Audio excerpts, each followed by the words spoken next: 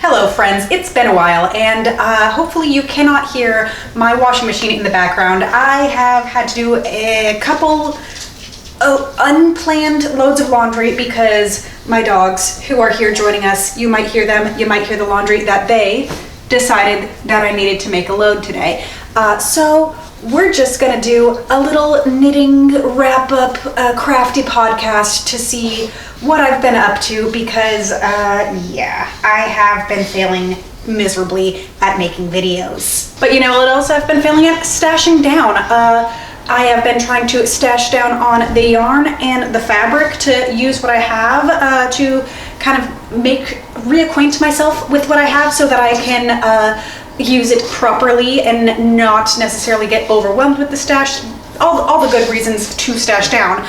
You see, one of my friends asked me if I would like their grandma inherited stash down yarn. I said okay. What I thought was going to be a little bit of yarn wound up to be like 3 trash bags full of yarn.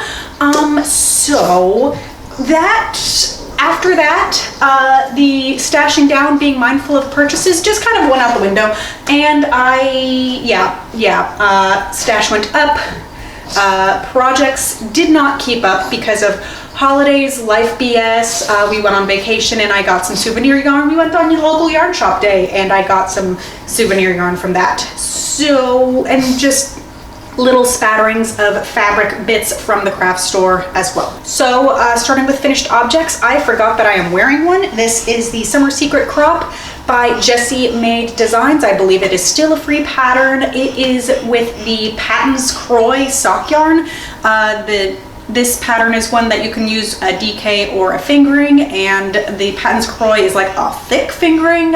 So I used size small for the DK weight with the thicker than fingering yarn, and added length to the Summer Secret Crop so that it does go down to my waist, and I feel like I can wear this to work with like a cardigan or something like that over it. I said I was going to make another ranunculus. I did make another ranunculus. This is a summer version because it is a wool silk blend. I dyed this yarn myself. You might be able to see on camera though, there is a clear line of demarcation where I forgot to muddle the skeins like right after the yoke. So the yoke right here is pretty dark and then it just goes into light again. That is my inexperience with dyeing and my inexperience with using hand dyed yarn. I think I used 200 grams of DK weight yarn and just kind of knitted the yoke and then some,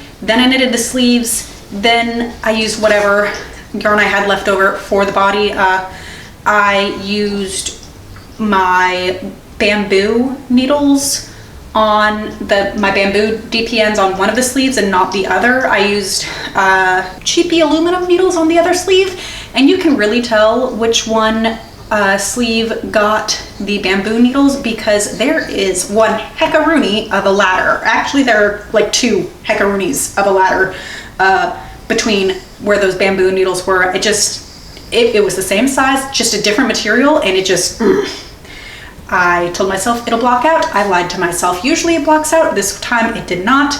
We know better now. This is the warm-up sweater by Space Tricot, but my first warm-up sweater by Space Tricot, I used 300 grams of Yarn Bee Chloe, and it's a very light Aran thickness yarn. So I pulled up 300 grams of this merino out of my stash, and it's definitely a different fit. The only thing that I would do differently about this is that I made the cast on way too snugly. I have no idea how or why I made the cast on way too snugly. Usually I make it too loose, so maybe I was trying to overcorrect.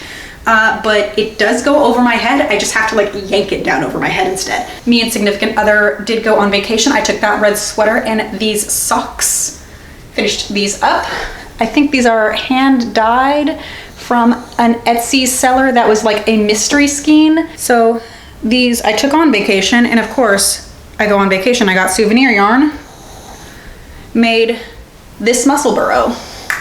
This is a very shallow muscle burrow. It does not do the foldy over the ears things that I like, but this was my first attempt. It is souvenir yarn, no, this is not the hedgehog fibers. I don't remember what it was. I'll have it up on screen right here, what the name is, but I think that it was lemon drops or lime drops. It is obnoxiously neon. Look at it, obnoxious. I love it. But this is my muscle burrow. Significant other has like a neon orange muscle burrow, because we went to a yarn shop and it was his first time in a yarn shop, and immediately homeboy goes directly for the expensive yarns. He's thinking Noro. He's thinking like the hand-dyed hedgehog fibers. That's what he got. He got this traffic cone hedgehog fiber sock yarn, and asked me to knit him something with it, and he got a little muscle burrow hat that is a little bit longer than this one, because I used like a contrast skein to start with, because my startins, when I do the make ones, those are gapey. So I started with kind of just some 25 grams of scrap yarn for his, so his actually does go over his ears, but I have no idea where it is because he put it somewhere and I don't know where he put it. So as soon as we started getting the souvenir yarn, my brain went, invest hard in fingering weight. You can only knit fingering weight. This is the half and half triangles wrap by Pearl Soho, but it is the Edible Thoughts Makes version. Instead of the knits going this and then perpendicular, all the knits are parallel, so they're in little rows. This is, just the half and half triangle wrap shawl. I'm sure everybody has heard of it or seen it at some point. Lovely, cozy. This speckly blue is actually stash busting. This is the size that busts 2 skeins of each color. The speckly blue is from Stash. I think it is Knit Picks Hawthorne fingering weight. I usually wear shawls like this. Like, this is fine. I would just prefer it to be slightly bigger, But this is very, very cozy. Highly recommend it. And I personally prefer the Edible Thoughts Makes version of it than the traditional version, but to each their own. The rest of the finished objects for knitting are a pair of socks, Patton's Croy, another pair of socks, Patton's Croy, and another pair of socks for Patton's Croy. Saw somebody de-stashing a bunch of Patton's Croy sock yarn, and pretty much immediately started casting them on. If you are any of my siblings that are getting socks for Christmas, one of these could be yours. Congratulations, but you don't know which one, so it'll still be a surprise. Once again, my brain was super stuck on knitting things in fingering weight. It did not want to knit in something that was not fingering weight. I tried, my brain just was ruminating, obsessing over a couple certain patterns. It's still ruminating over knitting socks. It's not gonna stop ruminating over knitting socks anytime soon. So when your brain is obsessed with doing one thing one way, then we invest hard in doing something completely different in a different way. So, crochet. So the first crochet project, this, simple, mindless, it is just a giant granny square. Here you can see it. You can see it a little bit better. Like this pastel limey green, feels like butter. So it is, I think, all polyester. I don't entirely remember.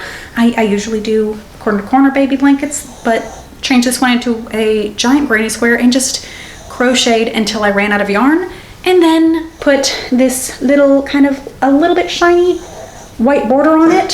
So that was 3+ skeins down. Another crochet granny square baby blanket, but this time it is multiple granny squares. Ta-da! See, this is just like little car seat size to throw over a baby when you're in the car seat or something like that, or just to throw down on the bed to change them. It's not too big.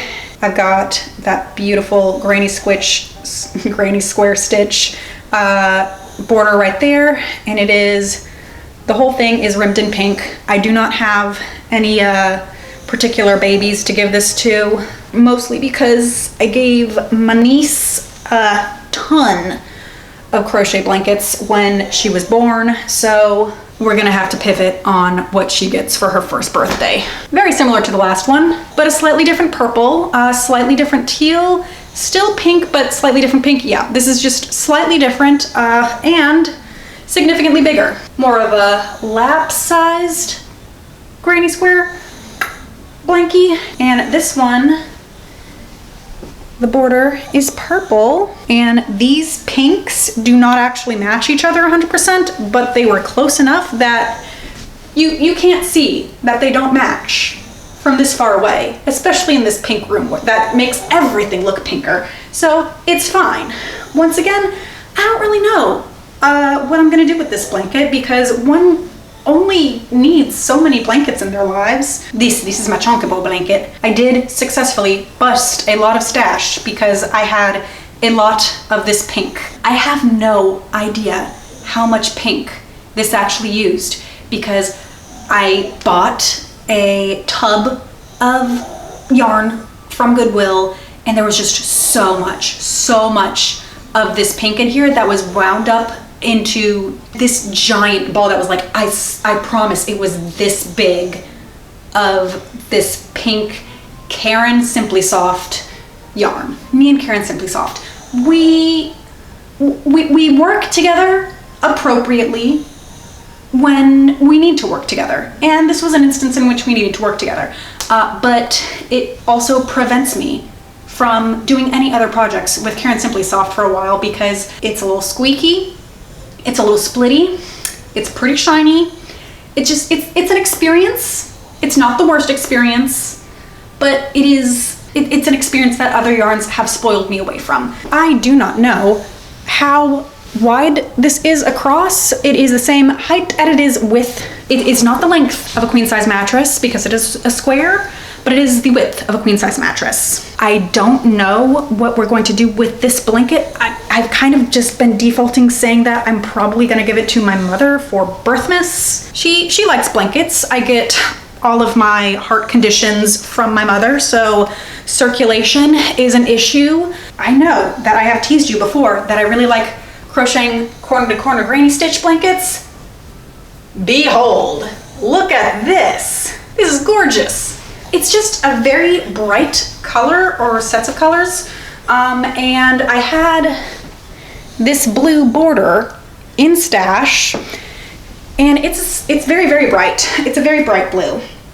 And I don't really have a lot of bright colors in my stash if you didn't notice because all my other granny stitch blankets are like fall, muted, dusty, musty, crusty colors. But I saw somebody on a D-stash that was D-stashing 4 balls of Lion Brand Mandala in the same unicorn vomit colorway. Like, so I just took 2 balls and increased until I ran out of yarn and then started decreasing.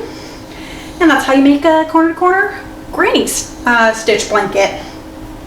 Oh, and then I took the ball that I wanted to de-stash from the house and did this little border on it. And I only used half of that ball, so it was a bit of a stash busting fail, but I got half a ball of bright blue out of my stash, so there's that. Non-yarny stash busting, more baby blankets, but a little quilt. Look at this. Look at this guy. We got avocados, we got lemons, we got obnoxiously neon green. It's great. Look at that. So stash busted these fat quarters, and this is probably from the 90s. This, like, it's that pre-quilted material that I think either I got from somebody's grandma D-stash or I picked up from Goodwill, but I had just enough to make this little teeny tiny little baby blanket, so I used it. I also made my own bias tape right there and hand stitched it to the back. Another fun thing, the little quilting right here, it goes about a 1/4 inch away from each of the edges of the squares. So it's a completely different quilting on this side because the back quilting is pre-made. So I think that that's pretty cool.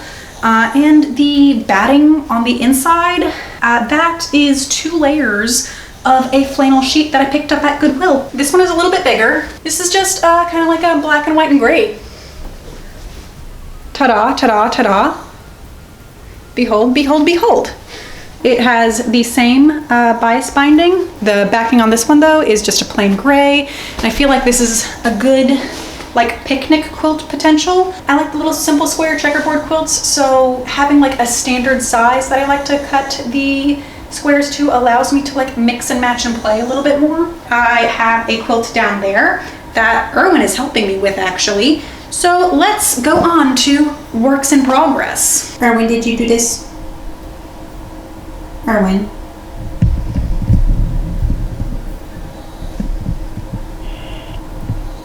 Did you help me by rearranging these squares?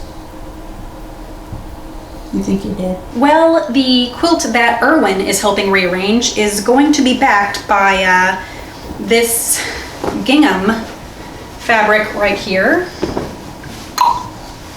Ta-da! This is less than a yard remnant from Joann's, but it was 108 inches long, so I just cut it in half and sewed it together right here. I'm gonna do those 13 by 13, so the finished measurement would be about 52 by 52. That's about what will fit on this little guy right here. Let it be known, I said that I could not get my brain to knit something that was not fingering weight.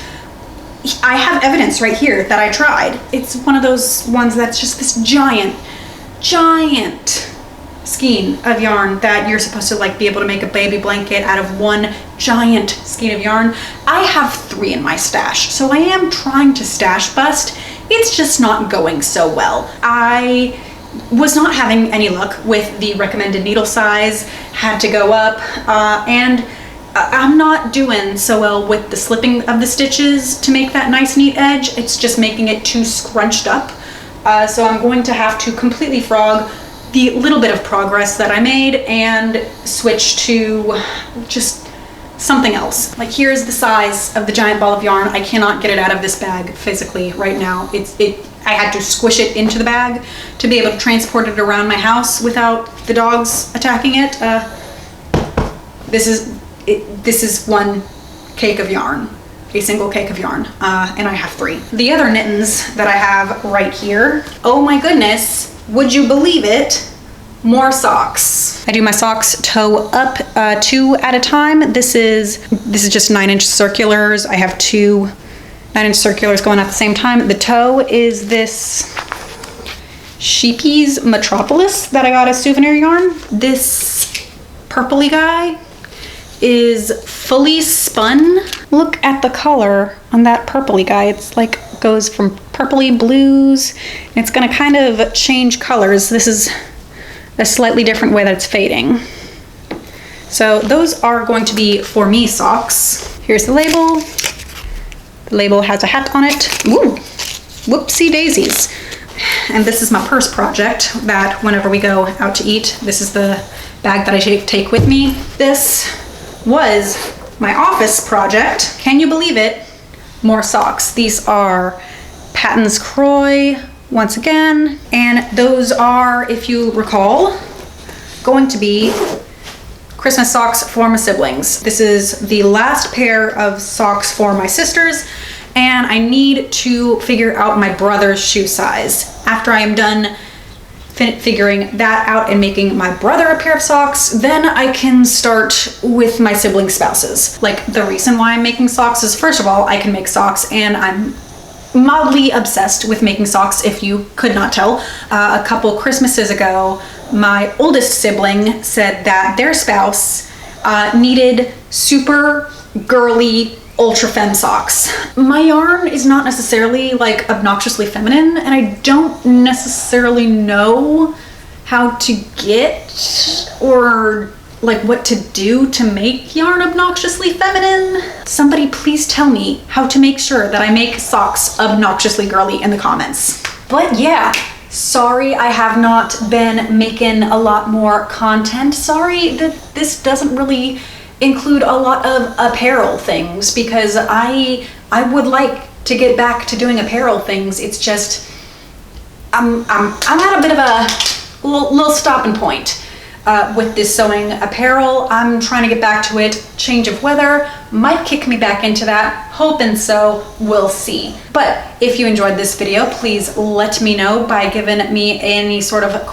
question, comment, or concern down below. If you like this video, feel free to give it a thumbs up. If you want more content, subscribe and hit that bell icon so you know when I actually do post. It's usually on Fridays, but I took a giant hiatus because reasons. And we're trying to get back to that. But as always, thank you so much for watching. Stay happy, stay healthy, and we'll see you next time. Bye.